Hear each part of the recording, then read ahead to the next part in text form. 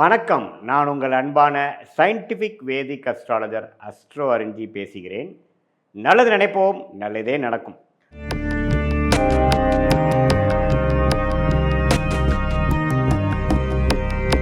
தொடர்ந்து நம்மளுடைய வீடியோஸ்லாம் பார்த்தீங்கன்னா அறிவியல் சார்ந்த ஜோதிட கருத்துக்களை பார்த்து கொண்டிருக்கிறோம். அதாவது சயின்டிஃபிக் முறையில் இந்திய வேத ஜோதிட அடிப்படையில் கர்மா எப்படி நம்மளுடைய ஒவ்வொரு வாழ்க்கையிலையும் வாழ்க்கை சம்பவங்களாக உருவெடுக்கிறதுங்கிறது நம்ம நல்லபடியாக பார்த்து கொண்டிருக்கிறோம். அதில் கோச்சார முறையில், அதாவது டிரான்சிட் அஸ்ட்ராலஜி என்று சொல்லப்படுகிற சனிப்பெயர்ச்சி, குரு பெயர்ச்சி, ராகு கேது பெயர்ச்சி என்று சொல்லப்படுகிற ஆண்டு கிரக பெயர்ச்சிகளும், மாத கிரகமாகிய செவ்வாய், சுக்கிரன், சூரியன், புதன் போன்ற கிரகத்தின் ஒரு ராசியிலேருந்து இன்னொரு ராசிக்கு இடம்பெயரக்கூடிய பயிற்சியும் எத்தகைய ஒரு பலன்கள் ஒரு ராசிக்காரருக்கும் கொடுக்குதுன்னு பார்க்குறோம்.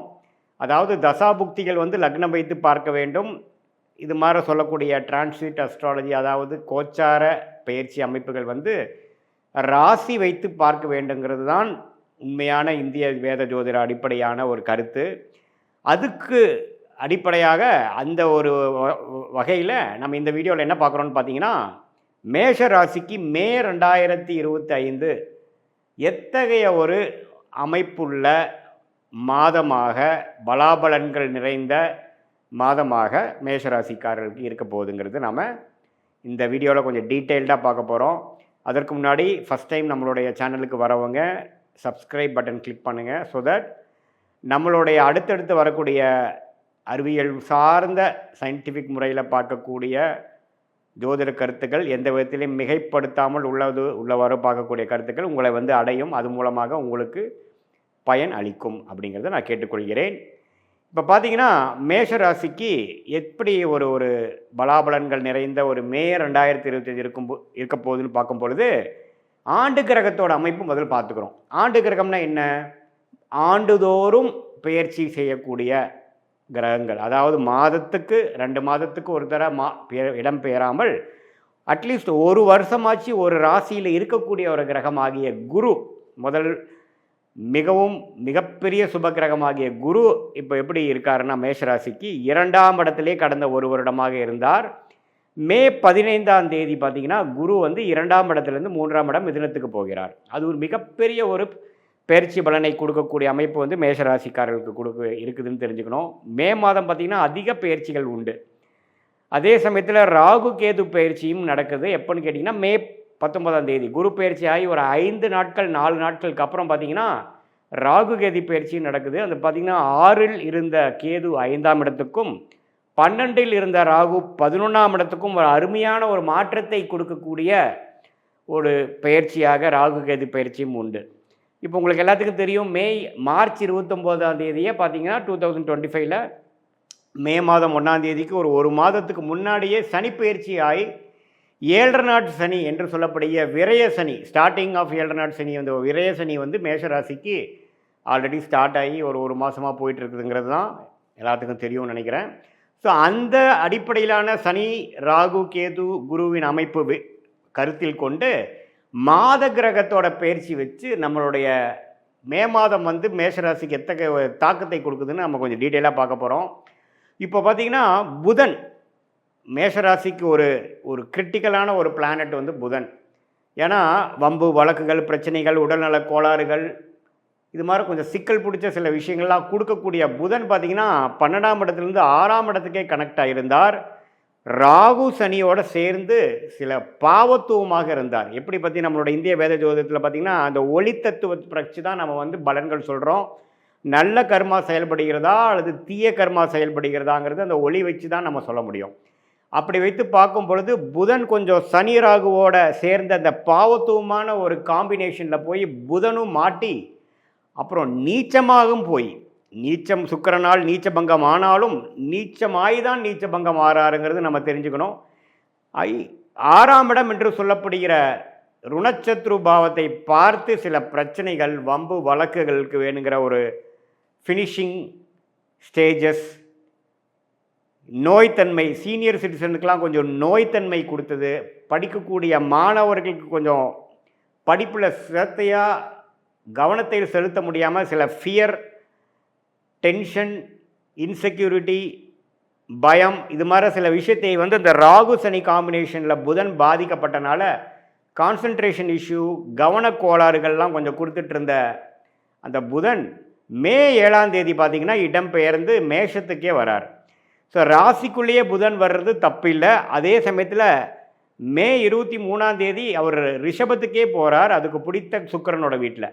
ஸோ முதல் ஒரு வாரம் வந்து மே மாதம் வந்து ஒரு சுமாரான பலன்கள் வந்து மேஷராசிக்காரர்களுக்கு இருக்குதுங்கிறத தெரிஞ்சுக்கணும். ஏன்னா மே 15க்கு அப்புறம் தான் குரு பயிற்சி, அதுக்கப்புறம் மே 19ஆம் தேதி ராகு கேது பயிற்சி, அற்புதமான பலன்கள் இருக்குது. அதனால் ஃபஸ்ட்டு ஆஃப் மே மாதம் மேஷராசிக்காரர்களுக்கு கொஞ்சம் கவனமாக இருக்க வேண்டிய ஒரு காலமாக நாம் தெரிஞ்சு கொள்கிறோம். எல்லா விஷயத்துலேயும் கொஞ்சம் சாட்டிஸ்ஃபேக்ஷனுக்கு வர்றதற்கு கொஞ்சம் கேப் இருக்கிற மாதிரியும், கொஞ்சம் சேசிங் இருக்கிற மாதிரியும், நம்ம கைக்கு வந்தது வாய்க்கு வரவில்லைங்கிற மாதிரி ஒரு அமைப்பு இருக்கக்கூடிய அமைப்பு மாணவர்களாக இருந்தாலும் சரி, சீனியர் சிட்டிசனாக என்று சொல்லப்படுகிற முதியோர்களாக இருந்தாலும் சரி, உத்தியோகத்தில் இருக்கக்கூடிய உத்தியோகஸ்தர்களாக இருந்தாலும் சரி, தொழில் இது மாதிரி எக்ஸ்போர்ட் இம்போர்ட் வியாபாரம் இது மாதிரி விஷயத்தில் இருக்கக்கூடிய தொழிலதிபர்களாக இருந்தாலும் சரி, முதல் ஹாஃப் வந்து கொஞ்சம் சுமாரான பலன்கள், கடன், நோய், வம்பு வழக்குகள், அது மாதிரி கொஞ்சம் பண விஷயத்தில் போலக்காடு எல்லாமே கொஞ்சம் ஒரு சுமாரான ஒரு அமைப்பு கொடுத்து மே 15க்கு அப்புறம் ஆகக்கூடிய அந்த குரு பெயர்ச்சி 7ஆம் இடம் பாக்கியஸ்தானம் என்று சொல்லக்கூடிய 9ஆம் இடம், லாபம் என்று சொல்லக்கூடிய லாபஸ்தானத்தை குறிக்கக்கூடிய 11ஆம் இடம், மூன்றையும் பார்க்கக்கூடிய அமைப்புக்கு மே 15 தான் வரார். ஸோ இத்தகைய அமைப்பு வந்து நல்ல ஒரு மாற்றத்தை மேஷராசிக்காரர்களுக்கு கண்டிப்பாக கொடுக்கும். ஸோ இத்தகைய ஒரு மாற்றத்துக்காக தான் நீங்கள் இவ்வளோ கடுமையாக ஒரு 6 மாதமாக மேஷராசிக்காரர்கள் உழைத்தீர்கள்ங்கிறதான் உண்மை. ஸோ அதனால் அந்த குரு பெயர்ச்சி மே 15ஆம் தேதி, மே 19ஆம் தேதி ராகு கேது பெயர்ச்சி. ஸோ இத்தகைய பெயர்ச்சிக்கு அப்புறம் பார்த்திங்கன்னா ஒரு அருமையான ஒரு அமைப்புகள் இருக்குது. 7ஆம் இடம் என்று சொல்லப்படுகிற திருமணஸ்தானத்தை பார்த்து இதுவரை திருமணம் தாமதம் கொண்டிருந்த மேஷராசிக்காரர்களுக்கு டக்குன்னு ஒரு அமையிறது, ஒரு வரன் அமையிறது, காதல் கை கூடுறது. சுக்கிரனே பார்த்திங்கன்னா ராகு சனியோட மாட்டி சில காதல் விஷயங்கள், உறவு விஷயத்தில் வந்து ஒரு விரக்தியும் கருத்து வேறுபாடுகளும் கொடுத்துட்டு இருந்த அமைப்பு அப்படியே படிப்படியாக குருவோட பெயர்ச்சி ஆனதுக்கப்புறம் கொஞ்சம் படிப்படியாக எல்லாமே கொஞ்சம் செட்டில் ஆகக்கூடிய அமைப்பு வந்து மேஷராசிக்காரர்களுக்கு கொடுக்குதுங்க. ஸோ பாகிஸ்தானத்தையே தன் வீட்டையே தன்னை பார்க்குறது நல்லா யோகத்தை கொடுக்கக்கூடிய அமைப்பு. இதுவரை குரு 8ஆம் இடத்தை பார்த்து இந்த மாதிரி முதலீடுகள், தூர பிரயாணங்கள், செலவுகள், வம்பு வழக்குகள், இக்கட்டான சூழ்நிலை, கணக்கில் அதாவது கண்ட்ரோல் பண்ண முடியாத செலவுகளாக போய் கொண்டிருந்ததெல்லாம் கொஞ்சம் எல்லாமே கொஞ்சம் கரெக்ட் ஆகும், கண்ட்ரோலுக்கு வரும். ஸோ அருமையான ஒரு பயிற்சிக்கு அப்புறம் வரக்கூடிய அந்த சூரிய பயிற்சி பார்த்திங்கன்னா மே 15ஆம் தேதியே வந்து மேஷத்தில் வந்து உச்சம் பெறுறது, ராஜயோகாதிபதியே மே 15க்கு மேலே வர்றது அற்புதமான விஷயம். அது வரைக்கும் சூரியனும் பார்த்திங்கன்னா 12ஆம் இடத்துல தான் விரயத்தில் இருந்தார். ஸோ குழந்தைகள்னால ஒரு சுப விஷயங்கள் இல்லாமல் செலவுகள் ஆகிக்கொண்டிருந்தது. குழந்தைகள்னால சில பெனிஃபிட்ஸு, நற்செய்திகள் வரக்கூடிய அமைப்பு மே 15க்கு மேலே வருது. ஸோ சூரியனோட அமைப்பு, புதனோட அமைப்பு, ஏன் சுக்கிரன் பார்த்திங்கன்னா மாதத்தின் இறுதி நாட்களில் மே 31ஆம் தேதி மீனத்திலிருந்து மேஷத்துக்கு வரார். அதுவுமே ஒரு நல்ல விஷயம். இல்லற வாழ்க்கை எல்லா விஷயத்துக்கும் ஒரு 7ஆம் வீட்டுக்கு பார்த்து கொஞ்சம் கொடுக்குதுங்க.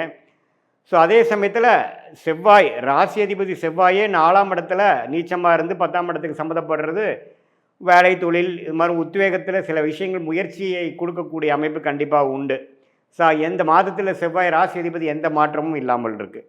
ஸோ செவ்வாயின் சஞ்சாரம், சூரியனோட பெயர்ச்சி, சுக்கிரனோட பெயர்ச்சி, புதனோட பெயர்ச்சி, இது எல்லாமே பார்த்திங்கன்னா மே மாதத்தின் செகண்ட் ஹாஃப் வந்து ஓரளவுக்கு எல்லாமே நம்ம நினைத்த திட்டம் தீட்டி எல்லா விஷயங்களும் கொஞ்சம் சாதகமாக மேஷராசிக்காரர்களுக்கு வயசு வித்தியாசம் இல்லாமல் கொடுக்கக்கூடிய அமைப்பு. அதே சமயத்தில் மாதத்தின் இறுதியிலேருந்து இல்லத்தரசிகளுக்கும் ஓரளவுக்கு குடும்பத்தில் ஒரு அமைதியும் ஒரு அன்னோனியமும் கிடைக்கக்கூடிய ஒரு அமைப்பு இருக்குது. மாதத்தின் முதல் 2 வாரம் பார்த்திங்கன்னா சில விஷயங்கள் வந்து கட்டுக்கடங்காமல், மனசில் ஒரு சந்தோஷம் இல்லாமல், செலவுகளும், ஆஸ்பத்திரி, அது மாதிரி மருத்துவ விஷயங்கள், திடீர் செலவுகள், தூர பிரயாணம் போகிறதுல திடீர்னு சில செலவுகள் ஆகிறது, அது மாதிரி சில விஷயங்கள்லாம் வந்து நடந்து கொண்டு இருந்தது. அது எல்லாமே கட்டுக்குள் அடங்கக்கூடிய ஒரு அருமையான ஒரு செகண்ட் ஹாஃபாக மே மாதம் வருதுங்கிறது நம்ம தெரிஞ்சுக்கணும். இது பொதுவான பலன்களே தவிர உங்களுடைய ஜென்ம ஜாதகத்தில் நீங்கள் எந்த லக்னத்தில் பிறந்திருக்கீங்க, உங்களுடைய லக்னாதிபதி எப்படி இருக்கிறார், தசாபுக்திகள் எப்படி போய் கொண்டு இருக்கிறதுங்கிறதெல்லாம் வைத்து பார்க்கும் பொழுது தான் இந்த கோச்சார அமைப்போட நம்ம சேர்த்தி பார்க்கும் பொழுது முழுசான துல்லியமான short term and long term, அதாவது அடுத்த ஒரு 6 மாதம் 1 வருடம் எப்படி இருக்க போகுது, உங்களுக்கு நீண்ட கால ஒரு 2 வருடம் 3 வருடம் எத்தகைய ஒரு மாற்றங்கள் நிறைந்த எந்த ஒரு டைரக்ஷனில் உங்கள் வாழ்க்கை போக போகுதுங்கிறது நம்ம துல்லியமாக சயின்டிஃபிக் வேதிக் அஸ்ட்ராலஜி முறையில் பார்க்க முடியுங்கிறது தெரிஞ்சுக்கலாம். இது ஒரு பொதுவான பலன்கிறது நீ தெரிஞ்சுக்கணும். மீண்டும் மற்றொரு காணொலியில் சந்திப்போம். நன்றி, வணக்கம்.